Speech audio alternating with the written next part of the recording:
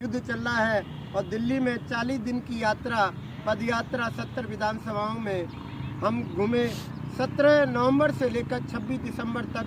26 दिसंबर को जंतर मंतर पर हम सब ने मिलकर यमुना बचाओ यात्रा का समापन किया और राष्ट्रपति जी को हमने ज्ञापन दिया और हमने सरकारों से भी लिखित में दिया।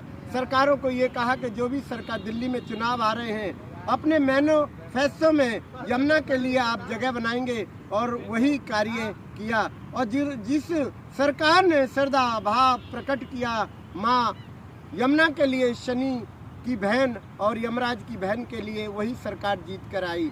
मेरी पूरी उम्मीद है कि माँ हमारे देश के प्रधानमंत्री जी ने जो आह्वान किया है कि माँ यमुना को 3 साल के अंदर स्वच्छ निर्मल अविरल करके दिखाएंगे।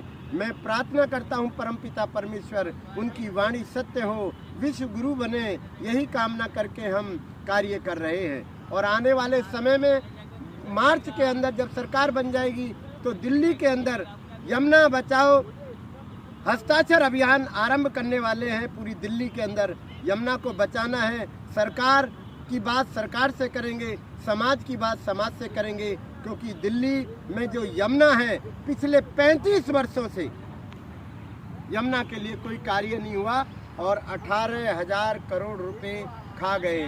तो मैं सरकार से भी प्रार्थना करूंगा कि हिसाब लिया जाए सभी से, जो एनजीओ काम कर रहे हैं उनसे भी हिसाब लिया जाए।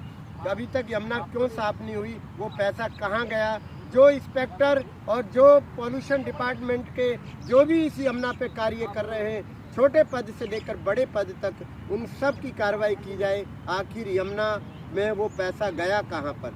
मैं हरिदास बाबा प्रतिदिन पिछले 3 दशक से यहाँ पर गायत्री यज्ञ करता हूँ 14 नंबर ठोकर पर, और यही प्रार्थना करता हूँ कि माँ को देखने वाले कब आएंगे, सुध कब लेंगे।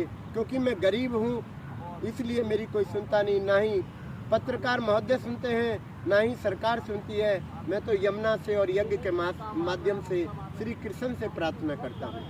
ये यमुना का पानी है, यही फिल्टर करके पूरी दिल्ली वासियों को दिया जाता है। और दिल्ली वासी में जो नेता जीत कर आते हैं वो बंद पानी पीते हैं बोतल का। आप अंदाज़ा लगाइए कि दिल्ली में कितना दोहन हो रहा है, कितना दोष हो रहा है। माँ यमुना को बचा लीजिए, किसी भी तरह से बचा लीजिए, माँ यमुना को बचा लीजिए। मैं हरिदास बाबा, प्रीतम धाम।